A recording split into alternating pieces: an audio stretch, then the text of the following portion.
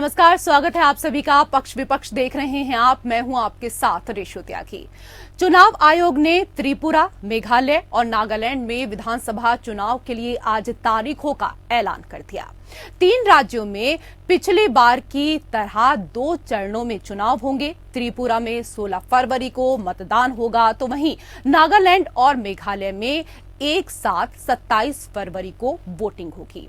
तीनों राज्यों में 2 मार्च को नतीजे आएंगे। इसके साथ ही 6 राज्यों की 7 विधानसभा और लोकसभा सीटों पर उपचुनाव की प्रक्रिया और तारीखों की घोषणा भी कर दी गई है। जिन सीटों के लिए उपचुनाव की घोषणा की गई है उनमें अरुणाचल प्रदेश, झारखंड, पश्चिम बंगाल और तमिलनाडु की एक विधानसभा सीट के साथ ही महाराष्ट्र की 2 विधानसभा सीटें शामिल हैं। इसके अलावा केंद्र शासित प्रदेश लक्षद्वीप की 1 लोकसभा सीट पर भी उपचुनाव की घोषणा कर दी गई है।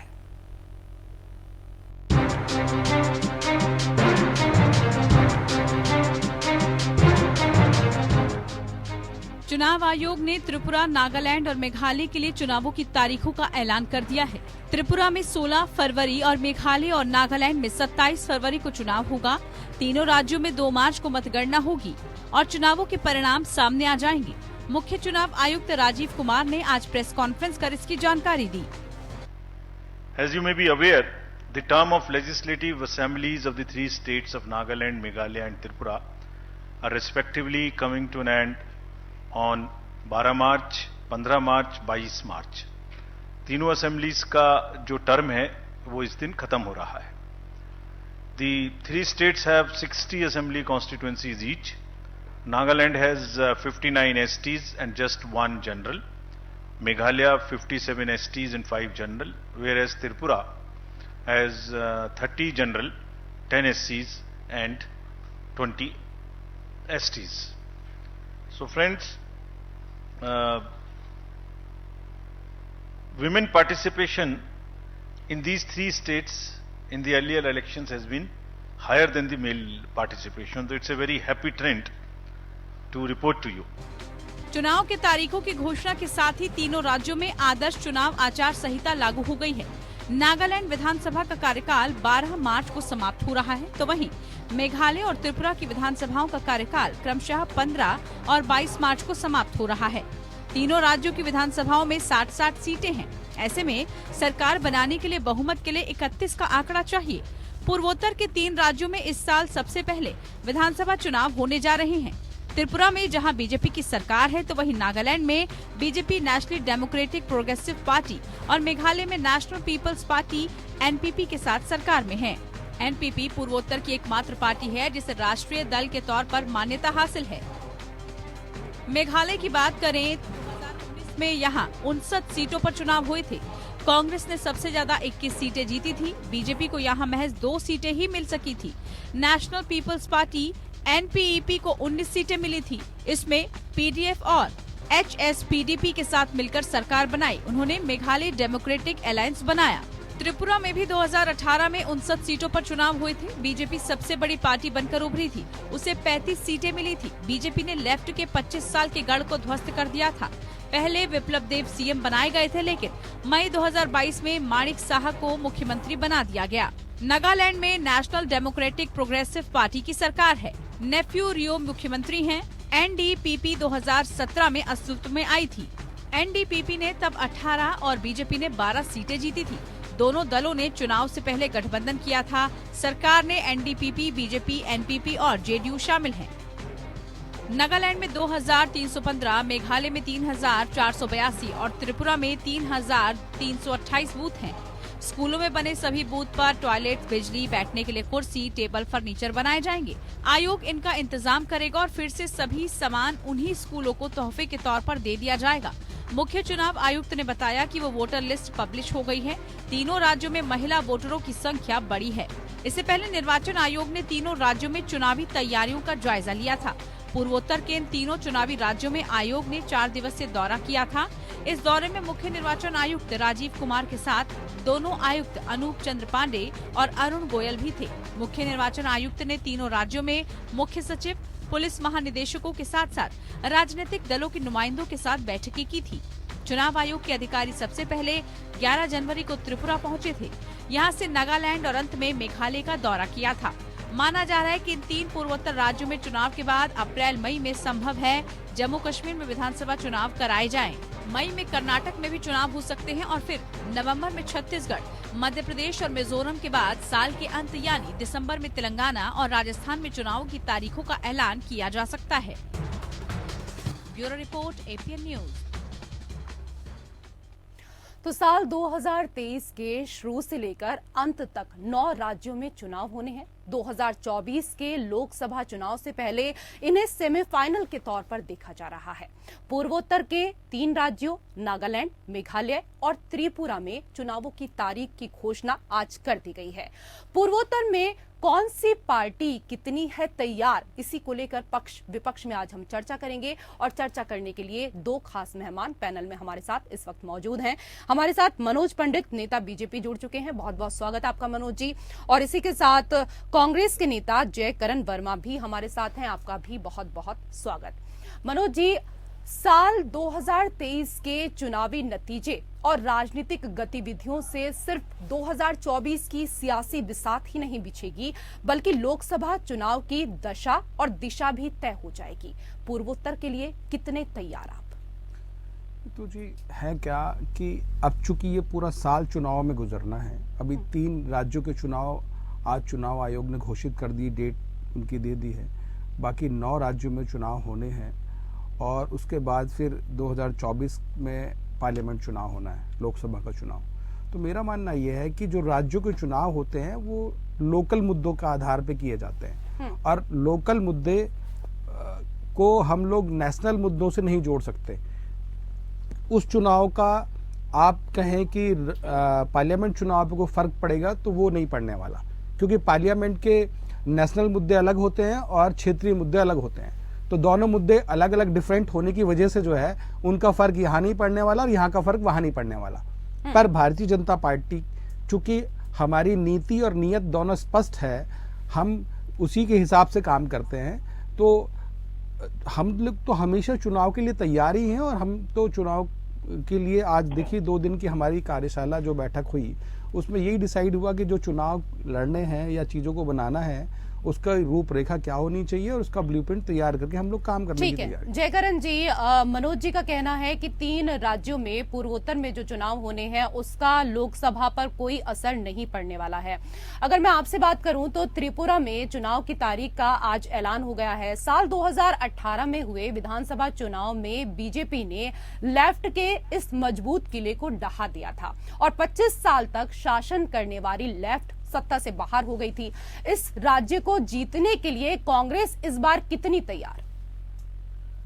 नहीं, देखिए, पार्टियां हमेशा उतार चढ़ाव लगा रहता है। जैसे हमारे पार्टी पर लोगों का आरोप रहता है 70 साल हमने राज किया। भाई एक दिन ये भी था कि भारतीय जनता पार्टी की गिनी चुनी 2 सीटों पर थी, आज उसकी पूरे देश में लगभग जगह सरकारें हैं। तो ये पार्टियों का मामला है और हर राजनीतिक दल में उतार चढ़ाव लगा रहता है। चुनाव हारना जीतना ये लोकतंत्र का एक हिस्सा है, लेकिन हर पार्टी की तरह हमारी भी पार्टी इन तीनों प्रदेशों में मजबूती के साथ एक योजनाबद्ध तरीके से चुनाव लड़ने का काम करेगी। अब इसका जैसे भारतीय जनता पार्टी के साथी ने कहा कि इसका राष्ट्रीय लेवल पर हम नहीं इसको सोचते या प्रदेश स्तर पर ही रखते हैं। देखिए, ये तो भारतीय जनता पार्टी की सोच पर निर्भर करता है कि जब वो माननीय मोदी जी कहीं चुनाव हारते हैं तो जैसे हिमाचल हारे तो उन्होंने कहा कि वो प्रदेश की गड़बड़ी है, जीत जाते तो गुजरात जीते तो उन्होंने कहा कि मोदी के कारण हम जीत गए। तो ऐसा हम नहीं कह सकते। हमारे लिए देश का कोई भी प्रदेश हो वो कांग्रेस के लिए महत्वपूर्ण है। चुनाव हारना जीतना हम किसी के ऊपर ठीकरा नहीं पोड़ते, हम अपनी स्वयं कमी मानते हैं। लेकिन जिस प्रकार से कांग्रेस पार्टी के प्रति लोगों का देश में माननीय राहुल गांधी जी के नेतृत्व में समर्थन मिल रहा है, खड़गे जी के अगुवाई में समर्थन मिल रहा है, इससे हम कांग्रेसियों को ठीक है। कांग्रेस के लिए हर स्टेट बहुत महत्वपूर्ण है, जैसा कि अभी आपने कहा। मनोज जी, पिछली बार तो बीजेपी का कमल त्रिपुरा में खिला था, दोबारा सत्ता वापसी के लिए आपकी पार्टी कितनी आश्वस्त है? देखो जी, चूंकि हम जनता के बीच में रह के जनता की एक एक समस्याओं को लेके, आप देखिए कि उत्तर प्रदेश से बड़ा राज्य नहीं है, चाहे वो पॉपुलेशन में देख लीजिए चाहे क्षेत्रफल में देख लीजिए। और आप ये देखिए कि इतिहास कायम कर दिया, 37 साल बाद उत्तर प्रदेश में सरकार रिपीट हो गई। तो कहीं ना कहीं ये पार्टी की जो नीतियां हैं और जो पार्टी का काम करने का तरीका है उससे लोग सहमत हैं, तभी आप चीजों को रिपीट कर पाए। तो हमारा मानना यह है कि हम चाहते हैं कि क्षेत्र का विकास हो, और विकास करने के लिए चाहे हमें किसी भी हद तक कहीं तक भी जाना पड़े, हम लोग वो काम करते हैं। तो अब जब आप विकास करेंगे तो जनता आपको ही चुनेगी, और किसको चुनेगी, और कोई विकल्प नहीं है। तो मेरा मानना यह है कि हम जो काम कर रहे हैं तो उसमें हम पूर्ण बहुमत की सरकार बनाएंगे और बहुत अच्छे से काम दोबारा होगा वहाँ। पूर्ण बहुमत की सरकार बनाने का जो दावा है वो किया जा रहा है बीजेपी की तरफ से। जयकरण जी, त्रिपुरा में कभी बीजेपी का एक भी विधायक नहीं था, लेकिन ये बात हकीकत है कि उसने अपने शानदार प्रदर्शन से सभी को, जो पिछला रिजल्ट आया था उससे चौंका दिया था। अब त्रिपुरा में बीजेपी का विजय रथ रोकने के लिए सीपीएम और कांग्रेस इस बार एक साथ आए हैं। आपको लगता है कि गठबंधन से कमल खिलने से रोक पाएंगे आप त्रिपुरा में? नहीं, देखिए, ये हम ही लोग नहीं, पूरे प्रदेश और देश की जनता जान चुकी है कि माननीय मोदी जी ने जिन भावनाओं के साथ, जिस छल कपट के साथ इन्होंने सरकार बनाने का किया है, काम किया, उस पर कभी भी भारतीय जनता पार्टी, ये मोदी अमित शाह की पार्टी, ये कभी खरे उतरने का काम नहीं किया। माननीय मोदी जी का जो कार्यकाल रहा, दूसरा भी कार्यकाल पूरा होने वाला है। माननीय मोदी जी ने देश के लिए या देश के विकास, प्रदेश के विकास के लिए कोई काम ऐसा नहीं किया सिवाय इस देश के संस्थाओं को बेचने के अलावा, जिससे देश की जनता खुश हो।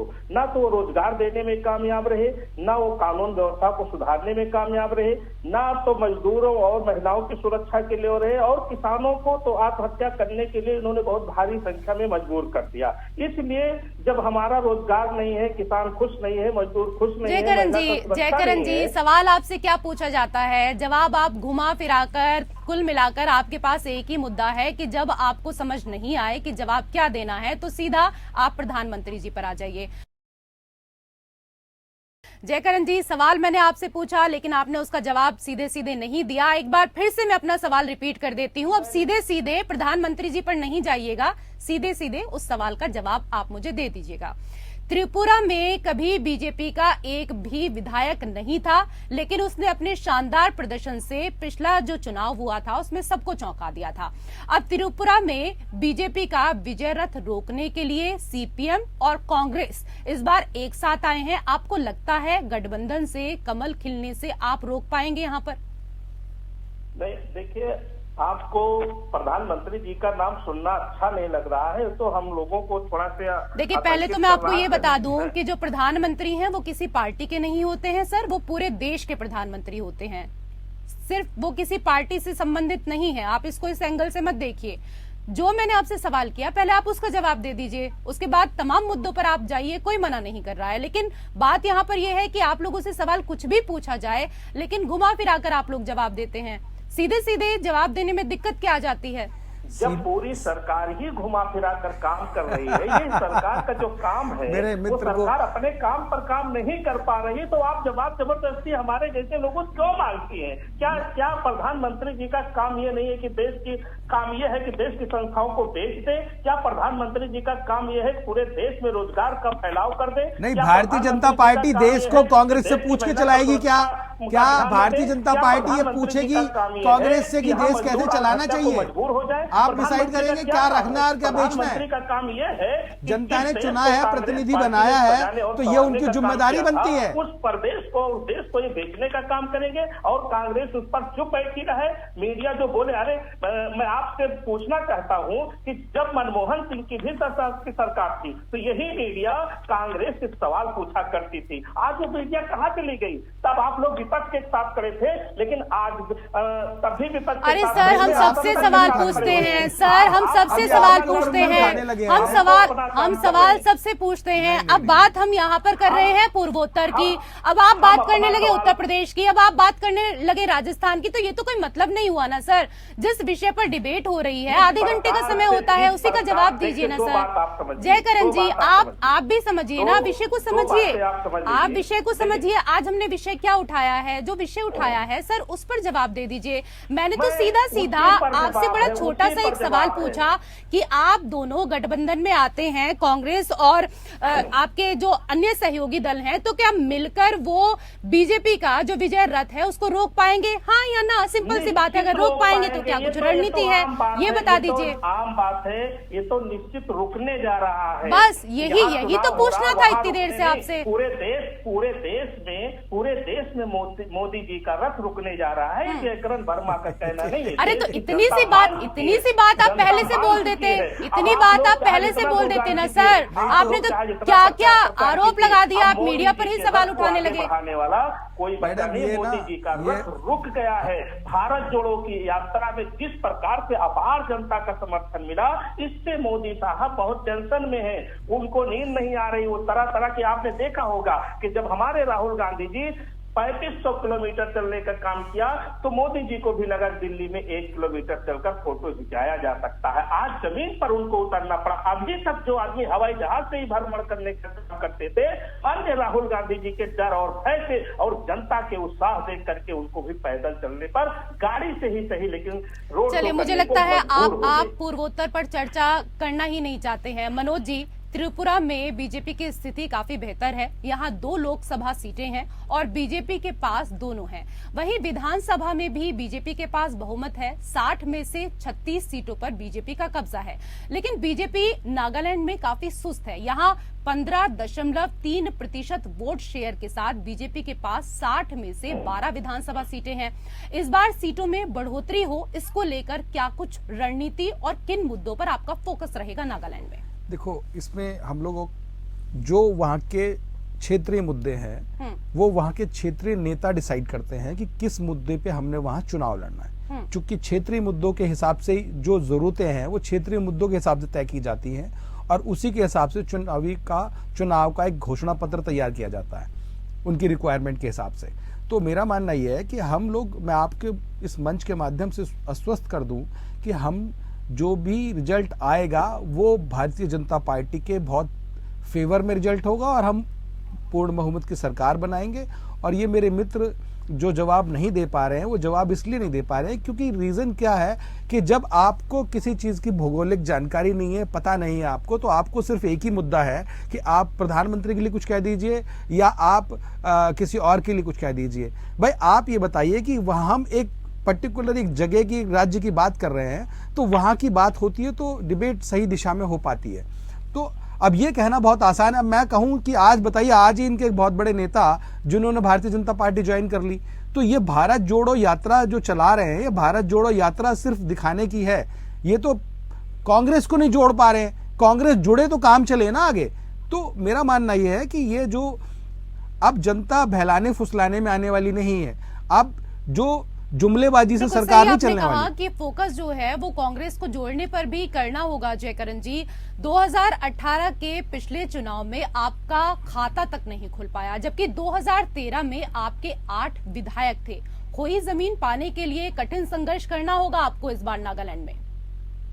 मैं बार बार कह रहा हूं आपसे कि ये राजनीतिक पार्टियां हैं, उतार चढ़ाव लगा रहता है। मैंने बार बार आपसे कहा कि आप ही लोग टीवी चैनल पर दिखाते हैं 70 साल। अरे सर, आपके जो साथी छोड़कर जा रहे हैं उनको हम भगा रहे हैं क्या? हम उनको कह रहे हैं कि आप जाकर दूसरी पार्टी ज्वाइन कर लीजिए। कैसी बातें कर रहे हैं आप बैठकर? राजनीति है, मैं कह रहा हूँ। मतलब हम लोग उनको बोलते हैं कि आप जाकर दूसरी पार्टी ज्वाइन कर लीजिए।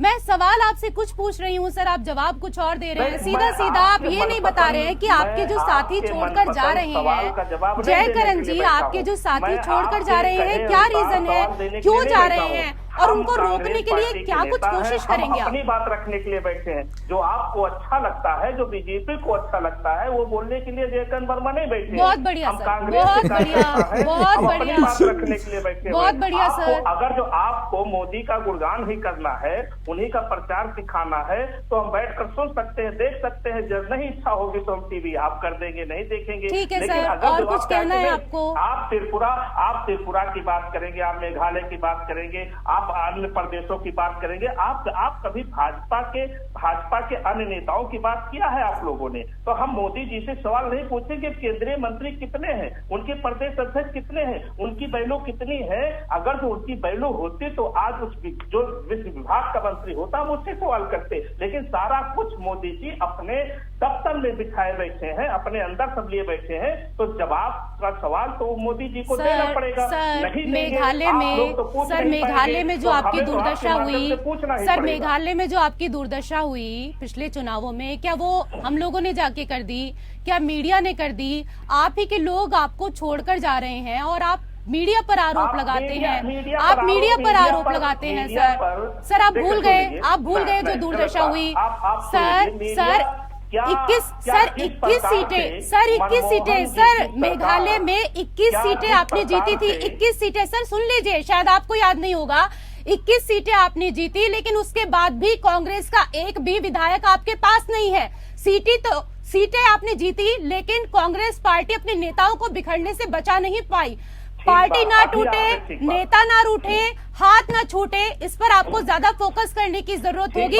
उस पर आप फोकस नहीं कर रहे हैं। आप मीडिया को गरियाने के लिए बैठे हैं, आप मोदी जी को गरियाने के लिए बैठे हैं। आप ये नहीं सोच रहे हैं कि हम अपनी तरफ कैसे फोकस करें। आप अपने गिरेबान में झांक कर नहीं देखेंगे। आप सुनेंगी हमारी बात, सुनेंगी सर? तब से आप ही की सुन रही और मुस्कुरा रही थी इतनी देर से। मैं तो मुस्कुरा रही थी आपकी बातों को सुनकर। अभी एक बात आपने कहा कि हमारे इतने विधायक जीते, हमारे विधायक जीते, कांग्रेस के विधायक जीते, कौन उनको खरीद रहा, इस पर चर्चा होनी चाहिए।